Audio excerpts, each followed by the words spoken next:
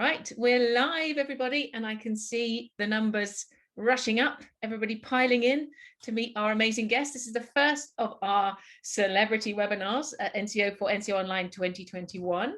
And the format is just as usual with any of these. If you want to ask questions to our amazing guests, who I'll introduce in a minute, you just go to the Q&A function at the bottom of the screen and type in your questions there, and I'll do my best to ask as many as I can.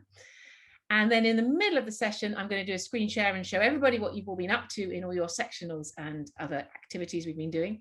And at the end, we're going to do an amazing selfie with Wynne and Mark. So let me just see how the numbers are. Oh, 140 people. That's looking pretty good. Great. Well, I think without further ado, I might kick off by sharing the screen and asking our incredible guests, Mark and Wynne, to introduce themselves. So here we go.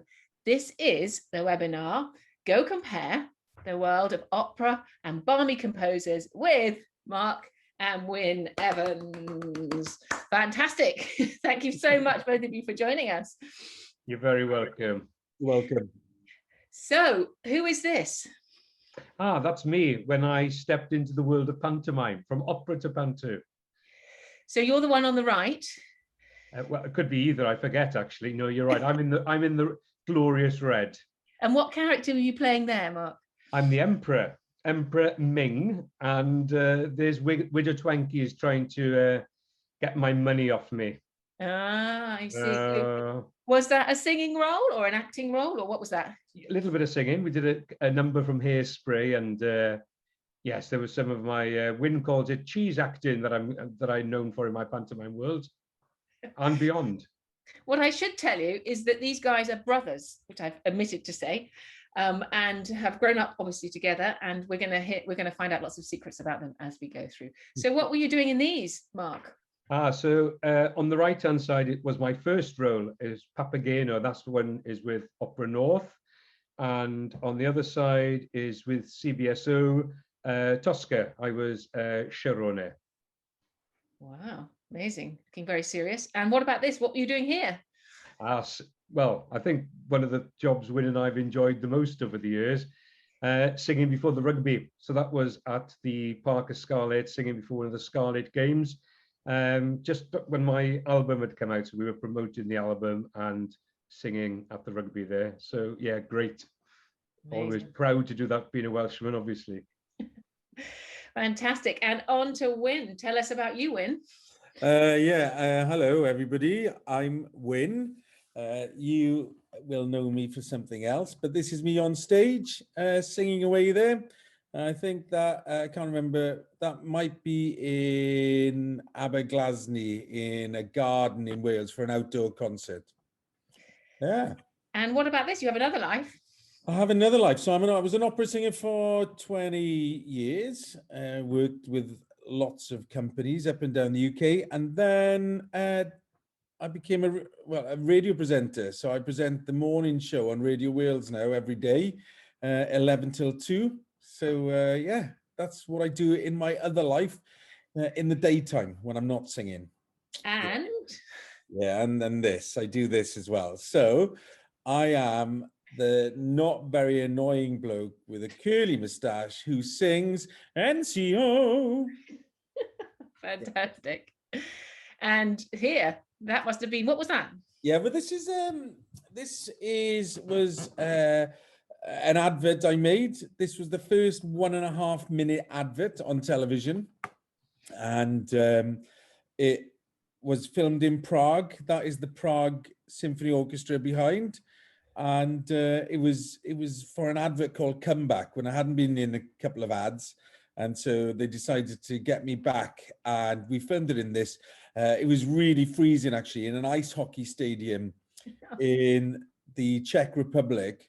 And it was freezing cold there because the ice was still down. So we were all like this. And then they were like, cameras turn in and you have to pretend to be boiling hot then. And so that's what that was. It was good fun, though. I liked it, except the moustache keeps falling off. So that's a pain. And this is both of you, Mark. What were you doing here? We did a tour. We've done a few tours with the Band of the Welsh Guards. Wynne had a relationship with them before me, and I then brought out a single called Tell My Father to raise money for the soldiers in Afghanistan. And then we toured a few theatres in Wales, and that's where we were being a bit. I think we asked the audience to take a selfie, didn't we, Wynne? Or to take a picture. We were just being a bit silly, I think, anyway, on stage. Yeah. Nothing new. I think you were doing the concert and you said to me, fancy coming up and doing a song. And I went and did a song with you. That was in Brecon, I think, that picture. Yeah. And I thought, oh, I might take a selfie on the stage. And so we did. Yeah. Oh, look, we've got our first poll. Okay, Oh. this is called Go Compare Mark and Wynne. So you're comparing them and trying to work out what they did. So here we are. Who was once an extra in Doctor Who? Who was once a carpet fitter? Who hates fairground rides? And who is more accident prone? Okay, so keep your answers coming in. My daughter's sitting alongside me. She just burst out laughing. She's like, at those questions. Okay, does she have a good idea of? We've got 170 people watching, which is brilliant, all voting on this. I'm going to see if I can move it up. Say hello. Here we go. Oh, hello. Who's that? This is Ginny, who's been in lots of Go Compare ads. Hi, Ginny. Say hi, James. She's beautiful. She's lovely. Great, fantastic. I think we've got our votes in, so let's end the poll. Nearly a couple more creeping in. Oh, okay, I'm going to stop the poll there and share the results. Thank you for putting in all your answers. And let's see what people thought, and we can get the answers. Okay, who was once an extra in Doctor Who? 75% people think that was you, Mark. Was that right? They are right. They are right. Yes. Years ago, I just needed an extra bit of cash. So I decided to sign up for some extra work. And I had to do a night shoot of Doctor Who.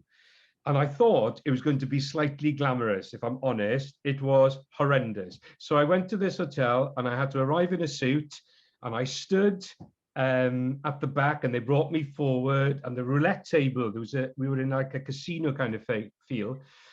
And the camera started rolling, and I said, stop, stop, stop. The guy with the dark suit and the pink shirt, which was me, they went, can you move back a little bit? So the camera went again, and they went, stop, stop, stop. The guy with the dark suit and the pink shirt, can you take your jacket off? Next thing they go, the guy with the pink shirt, can you go right to the back? David Tennant's at the table, and the third time or fourth time, they went, the guy with the pink shirt, can you go home? And I said, why? They went, you're pulling a lot of attention. So I realized extras weren't for me. Yeah, that's what happened there. Great. Okay. And who was once a carpet fitter? 68% think it was you, Wynne. Is that right? Yeah, I was a carpet fitter. Yeah, I was a terrible carpet fitter. I used to be so lazy, I would cut around things. And I remember the last day on the job, I had to put some AstroTurf down in somebody's conservatory. It was massive. And there was a rockery in the middle. And they went, right, what you're going to do is lay half the floor, move all the rocks, and then lay the other half of the floor, and then put the rocks back in the middle. But I couldn't be bothered, so I just cut around the rocks. So at some point, they would have moved the rocks, and they would have found a hole in the middle of the floor. I wonder if they're watching. Okay, so who hates fairground rides? 59% think it's Wynne and 41% think it's Mark. Mark, do you want to give the answer to this? I think it should be 50-50, because we both hate fairground rides. I hate them. I once came off a ride in Alton Towers, and there was people, you know, the pictures they take, there was people looking at the screen, and they were going, oh my God, look at that bloke there, look at that bloke, look at the funny faces. But it was me. I was like, yes. I hate them. I hate them. My daughter loves a playground ride, so she always tries to twist my wrist to go, or bend my arm to go on a ride with her. And in Oakwood, I saw the pirate ship, and I worked out that it went back and forth 10 times. And I thought, surely I can make 10 times happen. It was very wrong. I was very green. After one, I think I just wanted to get off and vomit. Not good. Same kind of face as Wynne pulled then. Wynne's got a dog. My cat is now trying to sit on me. That's why I'm moving around. That's all right. Okay, so who is more accident prone? 66% of people think it's you, Wynne, but actually It's me. Mark. it's It's Mark. Oh me. my But- word. You cannot leave him in a room for 2 seconds without something on the floor. He is unbelievable. When we Yeah, were that- kids, he fell down a manhole. He fell down a manhole. We just didn't know where he was. The next thing, Mark's disappeared down a manhole. I It's mean, also slightly, boys and girls, it's also slightly unfair, right? Wynne's the youngest, and he was one of the naughtiest children you'll ever meet. He's still naughty. So often I was pushed, like we did a carnival float, and I was on the top of the float as a slave to Wynne. I mean, talk about life being planned out at the beginning. And Wynne pushed me off the carnival float at the rehearsal. Luckily, my head hit the spokes of my bicycle, so I didn't die. I was taken to hospital, but my mother was quite a character too, and she signed me out because I needed to be on the carnival float. So, I know, yeah, it's so terrible. it is true, It is. but sometimes it's unfair. He's also a horrific driver, which is why he cannot work in insurance in any way, shape, or form. Great. Okay, moving on. Tell us about Mr. Go Compare, Wynne. What has been your journey with Mr. Go Compare? So Mr. Go Compare came about because I was in an advert for a Walker's Crisps commercial, and I was the voice of Gary Lineker, and the same guy wrote the arrangement for the Go Compare ad, and they didn't really know anybody, any other tenors, thankfully, and so they rang me up and they said, "Would you like to come and be the voice of Mr. Go Compare?" Now, what I didn't know is that the lady that owned Go Compare had asked for 3 things. She said, "Is there any chance Mr. Go Compare can be the same person who does the voice as is in the ad? Could he be Welsh if possible, because she was Welsh? And thirdly, she said, if he's a bit fat, that would be brilliant." So they're looking for some dodgy fat Welsh bloke who can sing and be a terrible actor, as we all know I am. And I fitted the bill perfectly. So they asked me to be in it. I turned it down, I don't know how many times, because I didn't fancy it. I just started at Covent Garden, I remember, at the Royal Opera House. So I was like, I don't want to mess this up by being in an advert. And so, yeah, so I turned it down a few times, and then they said, "Oh, look, come on, come and meet the lady." I met the lady. She was really charismatic, and here I am, 12 years on. How many adverts do you think you've made? Well, how many adverts does everybody think I've made? Okay, we shall we can't put have it a in the quick chat? poll, yeah. Who thinks, in the Q&A, put in the Q&A, how many adverts do you think? 120, oh no, 20 we've got so far. 120, 100, 10,000. 10,000. Well, I want that. I want that. for 40, sure. 50, 430, 34. So, One. yeah, okay. So I've made... One too many. Yeah, thanks, Mark. I've made 87 adverts for Go Compare over the last 12 years. I think it's probably the most ever made by anybody in one advertising campaign. I think I might be the only person that's been on TV every day for the last 12 years. Yes, probably. Great. So we've got some questions come in, so I'm going to ask you a few of them. Can I ask you, Mark, what's the scariest performance you've ever done? And this is from Kate and Alex. Have you ever done a scary performance? Well, I suppose scary in the wrong way. I did Don Giovanni for Opera Holland Park, and I could hear the final act music, bum, bum, bum, ba-da-ba-ba-ba-bum, bum. And the first person to sing is Don Giovanni, which is the role I was playing, but I was actually sitting on the toilet. And I was kind of listening to the music thinking, oh, I know this. Sugar. It's my music. So I managed to get to the toilet, just off the toilet, to the stage in time with my tights and pantaloons, everything pulled up, ready to get on stage. That was pretty scary. I think I was slightly behind the beat. Wynne, we've got a question from Stuart asking, do you speak Welsh? Well, weirdly, that is a great question, Stuart. I like the other question, which is, which one of the two is Mr. Go Compare? God, I know I put on weight in lockdown, but this is farcical. Mark, lose some weight, mate.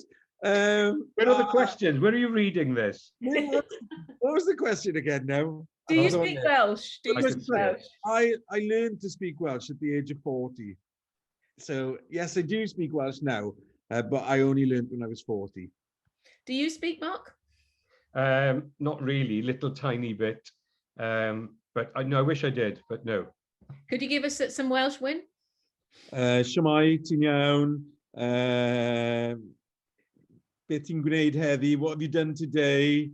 Dwi'n dwlu, ewch cymharu. I love Go Compare. Great. Annie in an opera. And someone is asking, who is older? So rude. Well, now you've redeemed yourself from the chunkiness. I'm the eldest by nearly 3 years, 2.5 years, wasn't it? Great. And we have a question from Tallulah for you, Mark. What's your favorite piece to sing? I think Mozart, because of my voice type and lots of younger voices, which is when most of my career happened. Papageno, Don Giovanni, I love all of that kind of stuff. It just sits nicely. Great, brilliant. Right, so up next is, we've got another poll. Let's see what this poll is going to be. It's the best advice that Wynne ever had. The best piece of advice that Wynne was given when he was young was fill yourself up with bread and butter. What was the worst piece of advice?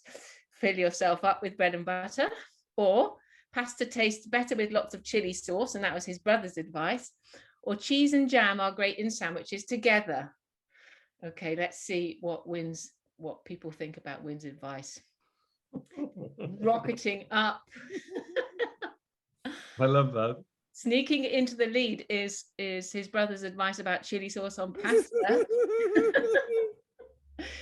Okay, I'm going to wrap it up there, and we're going to say that 47% of you think that Mark gave his brother some unkind advice, which was to have chili sauce on his pasta. So do you want to tell us what the answer is, Wynne? Yeah, it's been the curse of my life. Fill yourself up with bread and butter. It's good advice and bad advice because it makes you a little rotund. But can I just say, I love, my favorite sandwich is cheese and jam. How did you know that? Well, Mark might have told me that. Oh, I love cheese and jam. I love cheese and jam. It's the best thing in the world. Well, there you are. Well, so we learned something. We learned something about you both. Great. So let's go on to talk, Mark, about your books, because you have created some amazing children's books. Here they are. Look, the Barmy, the Academy of Barmy Composers, and the ABC of Opera. Do you want to tell us a little bit about those?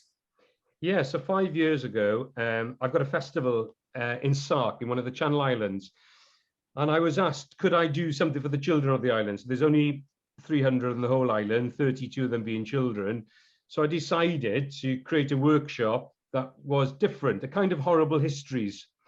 And I found out all these amazing facts that I didn't know about where opera came from, what opera meant, why it's lasted so long, where did they find the money, and the foibles of the composers, what made them survive or what made them fall over. You know, Beethoven was deaf, Mozart was autistic, but there was just amazing facts.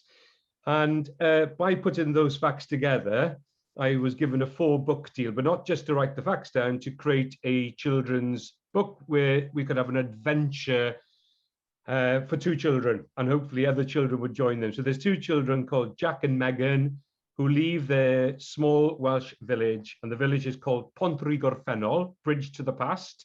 And when they cross the bridge, they go to the old music hall in their village, which has been locked up and boarded up for years. But they sneak in and they fall through the floorboards and they wake up an old Trunk. And Trunk simply says, "Oh, I'm all discombobulated." And he takes them back to 1597. Amazing. And this, the ABC of Opera, these are some of the characters that you've got in your on your website, I saw. Yeah, so on the far left in the rectangular frame is Maestro Monte. He was the papa of the opera world, the father of opera. He developed what the first invention was. Up the top, holding the computer, is Professor Perry. He was known as Goldilocks. Underneath, we've got, and he invented it all. He got a group of friends together, and they all came with their different skills to help him. Underneath, we've got Hair Handel, Too Hot to Handle. And Handel showed us resilience. In Germany, he wasn't a big superstar, but when he came over here, the Brits loved him. Up the top, we've got Perfect Purcell, and he came to a bit of a sticky ending. He ate too much chocolate, but he also took over from his teacher, so he became better than his teacher. And underneath, oh, we've got Luckless Lully. Poor Lully was, first of all, he was Italian, but he became French because there were too many Italian composers. But he hit his foot with a beating stick and died very soon after the premiere of his first opera of Septicemia. So that's the Barmy gang there. Wow, great. Thank you so much for sharing that. Now, there's loads of questions been coming in. Can I ask you, Wynne, this is from Kirsty Trainer. What do you actually enjoy being the Go Compare man? I love it. It's the best job in the world. It really is the best job in the world. You get to mess about, right? You get to mess about and you get paid for it. Well, who would not love to have that job? It's been a bit strange of late because I've been myself in the adverts, and so people have started to recognize me. But before that, it was really good because nobody knew who I was, and so you could go out and nobody would say anything. But now people like to sing it at you a lot in the street. That must get a bit awkward. It's all right. I don't mind it. I mean, I've got this face I do, which is, and that's it. And so I pretend it's like the first time I've ever heard it. But it's usually the 40th time that day. Yeah, I'm sure. Another question. Was there really a car crash in that advert? Do you know what happened in that advert? There wasn't a car crash, but a car was crashed, okay? And it was this really old car. And what happened was there was a stuntman driving it. And what he was meant to do was drive it into a tree, okay? So you'd have to drive it into a tree, not very fast. And then they'd cut the camera, the stuntman would get out, okay? And then they put this jack underneath, hydraulic jack underneath the car. And the car then would just bounce over, okay? So the stuntman, right? We were filming it in Lithuania, and the stuntman didn't have brilliant English, right? So they were like, right, wait there a minute, you just wait. He thought that meant go, right? So he drove into this tree, and they're going, no, the cameras aren't rolling. So he drives into this tree, and they're going, well, we need to find another car. And another stuntman. No, he was all right, the stuntman. He got out. He goes, what was wrong? It was really good. And so they did have a spare car. There's always a spare car.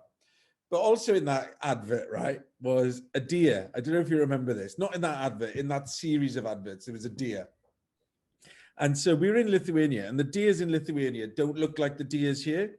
So they shipped a deer over from Prague, right? 2 deers over from Prague that looked, I don't know if I've told you this, Mark, that looked like British deers, okay, that they got. And we were sat having breakfast, right?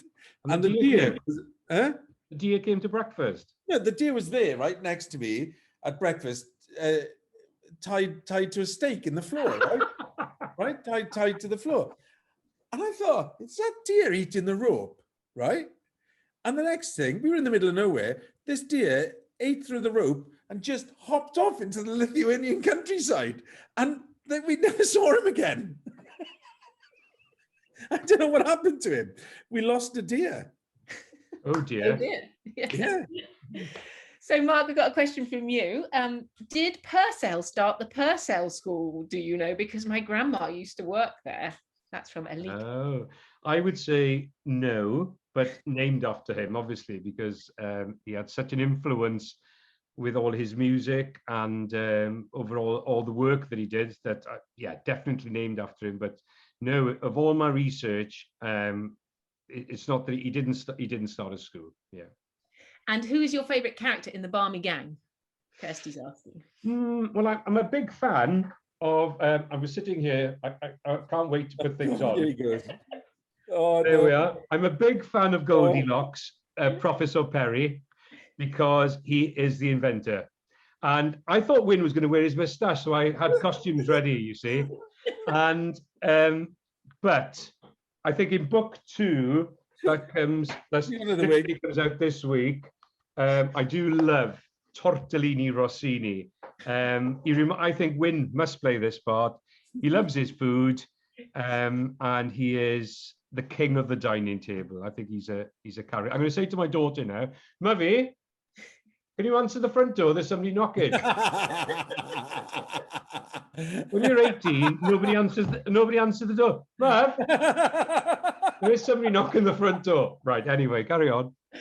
Okay, here we are. We have a poll about embarrassing moments. Okay, Wynne's most embarrassing. A few of you have asked about embarrassing moments. So I go and tell them I'm on the Zoom when. Leave us behind, Mark. Yeah. We'll answer this poll while you're away. Okay.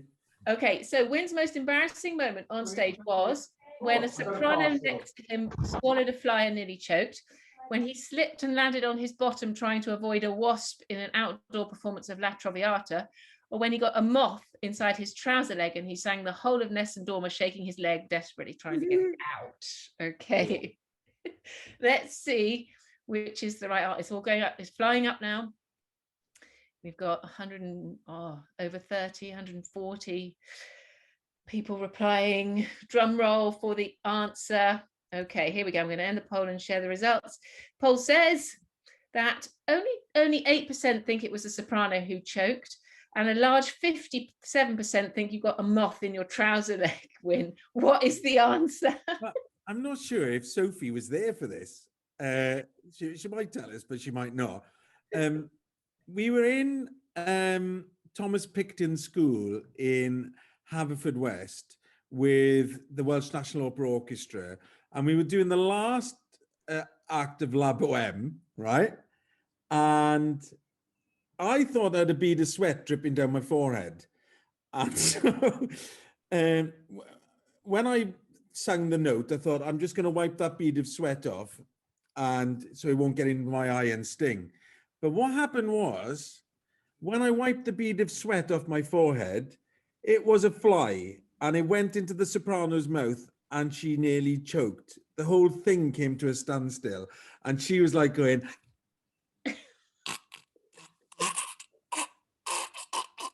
And so I was whacking her on the back, and I was crying, laughing at the same time. And then, thankfully, a member of the St. John's ambulance came. Sorted her out. And sorted it out, yeah. So it was when a soprano nearly swallowed a fly. Oh, so sadly you haven't had a close encounter with a moth yet. Maybe that's a... No, not yet. Not yet. But the Traviata thing sounds plausible, and so does the moth, yeah. Brilliant. Great. Now I'm just going to quickly do another screen share to show you guys what everybody's been up to this week, these last few days. So what have we all been doing at NCO Online 2021? Well, you will have all met Henry Cookie now. For you, Mark and Wynne, Henry Cookie is our fitness guru who's doing fitness for musicians. So you might want to come along one day. So these are the selfies with Henry from our fitness. He's a Taekwondo ninja warrior, no less. And he's been doing fitness. We've done 2 sessions with him already.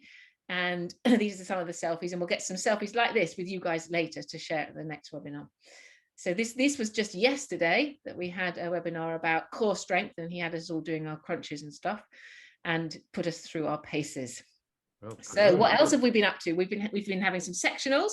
So you've been brilliant at setting yourselves up with your iPads and your music and all your devices to be able to join the sectionals. We had a little junior violins did a bow roller coaster session. Looks like a lot of fun. And these are our little junior flutes. Looking at what they're doing with their flutes.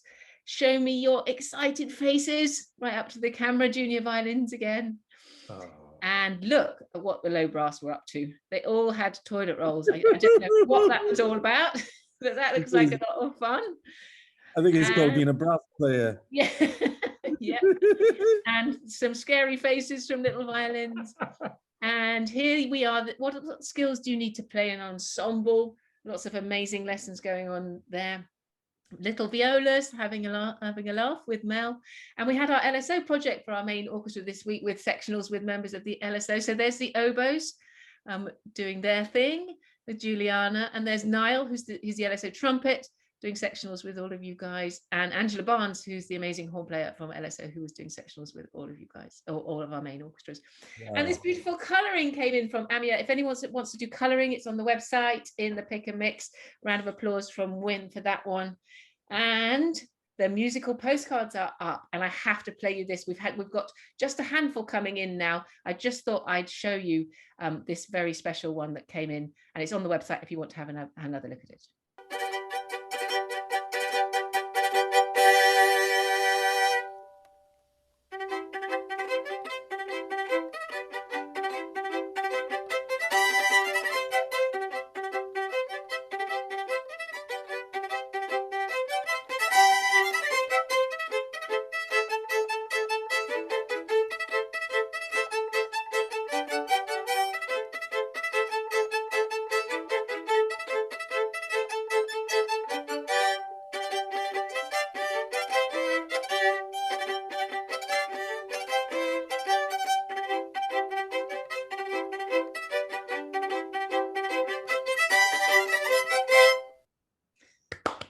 Yay. Amazing work by Sam Cole there. So go and find the musical postcards. There's about 15 of them, arrangements that you can multi-track yourself on a cappella. So go and find them on the website. So that's what we've all been up to, which leads us neatly on for these guys to an amazing film that is being made about their childhood and about their parents. So can I hand over to you, Mark, just to kick us off on what the story is here? Yeah, so here's my mum and dad. My mum was a hairdresser, my dad was a carpenter, but they both, particularly my mum, loved theatre, and we were always from a very young age taken to the theatre to see mainly musicals. But 30 years ago, or whatever it was, early 90s, my mum, the building behind my parents in that photograph, the theatre in our hometown, was going to be knocked down and turned into a shopping centre. And my mum was having none of it. She decided to go to the theatre and squat or ask the owner for the key for a couple of weeks and show the town that the theatre was needed. So she went there and stayed for 30 years. And in that time, she had, at the very beginning, she had an amazing film called Jurassic Park, and she ended up having the premiere of Jurassic Park shown at the theatre. So during the very first lockdown, I wrote a treatment, they call it, which is one page of what you think a movie could be. And a very good friend of mine called Dimpner, she's an agent, she managed to get it onto the desk of somebody at Sky, and they made the film. And the film is in the middle of being edited. It'll be out in November in the cinema. It's called Save the Cinema, and it's about my mum and dad saving that theatre and telling the whole town, resilience again, telling the whole town that we need theatre, we need music. And yeah, so Wynne and I were on set, and we even managed to wangle ourselves into the film and sing a couple of lines. But yeah, it's exciting. Yeah. Wynne, did you literally grow up in that theatre, or what's the story? Yeah, pretty much. So my mum took it over when I would have been about 12. So I spent like nearly every day there between 12 and 18, I guess, until I went to the Guildhall School of Music. So yeah, there was Shivani said, you know, did we both get into opera in the same way? And I'd say we both got into it in exactly the same way, through being in the theatre, through enjoying, oh God, Alexa's off, through us seeing a lot of theatre, through us having the opportunity to perform. So yeah, I'd say we got into it the same way. Brilliant. And yeah, we did grow up in that theatre. Okay, another poll. Both Wynne and Mark love rugby. Who do they support? I think it's pretty close, but I think there's a definite winner. I'll give it clear. The current winners of the triple of the Six Nations. Yeah, we might be able to get a full house then. Brilliant. So let's see if you're right. Are they right, guys? Well, 82% of them are right. Look, it's our big sport, Wales, and Wynne sang before the rugby. I've sung a couple of times, but Wynne sang a lot of times. And yeah, we absolutely love going to the rugby. And in fact, the only time that I really lost my voice was about 6 years ago. And I was sitting on the sofa and I went, "Come on, Wales!" And I couldn't speak. It literally stopped like that. And the next morning, I rang my ENT friend and I said, "I can't speak." He said, "You'll have to come and see me." So I had to go and see him. He put a camera down and I, just below my vocal cord, and hemorrhaged from shouting at the rugby. So all was fine. I just had to rest and everything was fine. So we're that passionate about it. We have to be careful. So Wynne, we've got a question from a Charlotte Shepherd asking, do you have any advice about how to be confident when you're singing? Well, it's interesting this because I was a singer for, 20 years, I'm still singing, so however old I am now, somebody asked how old I was, I'm 49. And so since I was, 25, I've been a professional singer. In 2004, when our mother died, I started to get really bad stage fright and found it virtually impossible to go on stage anymore. And so I went through hypnosis to try and work out what the issue was. And I would say to everybody, actually, when we're making music, when we're making music, no matter, what we're doing, whether we're playing an instrument or whether we're singing or whether we're in a band or whether we're in an orchestra, everybody gets nervous for those little bits. And, you should get nervous. But what you've got to remember is that the audience are there because they love music. And I lost sight of the fact that, 99.999% of that audience want me to be brilliant. They don't want to go there and have a rubbish time. They want it to be fantastic. And so that takes a lot of pressure off us because we know before we even start that the audience are on our side. And so if you ever get stage fright, just think of that. Just think of the fact that everybody wants you to be brilliant and you're going to be brilliant. And that's what I think now. And it took me 6 months to work that out, or a year to work it out, didn't it, Mark? But yeah, eventually, you work it out and you get back on and you start singing again. Brilliant answer. Thank you so much. Mark, for you from Maya, if you were not an opera singer, what job would you like to have? If you weren't, I guess if you weren't in music. Yeah, I think a chef. I think all the way through school, when I was little, I wanted to be a policeman and I used to collect badges from police forces all over the world. I think it was the costume again. I like a costume. And then I did get a job in a greasy spoon and my mum sent me to work on the first day at 15 in full chef's outfit. Not that I was made fun of. And I love cooking, but I think if I made some good money one day, I'd love like almost a small little deli with just a few people to cook for, almost like having your family around, really. I'd love that idea. It's still a bit of a dream. Well, that leads very neatly into our last poll, which is about food. So who is a Go Compare again, comparing Mark and Wynne. Who loves a Colin the Caterpillar cake? Whose favourite ice cream flavour is mint choc chip? Whose favourite meal is steak, chips, onion rings, peas and pepper sauce? Okay. I'm starving now. Starving now, Marky. I'm starving, Marky, as well. Well, perhaps you should have all that tonight. Okay, everybody's making their guesses. It's up to, got 176. Okay, I'm going to end it there and let's see what the answers are. Here they are. Let's share the results. So 78% think you love the Colin the Caterpillar birthday cake, Wynne. Is that correct? Yeah, I love a Colin the Caterpillar birthday cake. It's kind of tradition. Sorry. It's kind of tradition in our house. My elder brother we've got another brother who's the oldest, and he is a barrister, but he always, for his nephew, his children, his two sons, always had a Colin Caterpillar. So we've carried on that tradition. They always pop up in birthdays. Jolly good. So whose favorite flavor of ice cream is mint choc chip?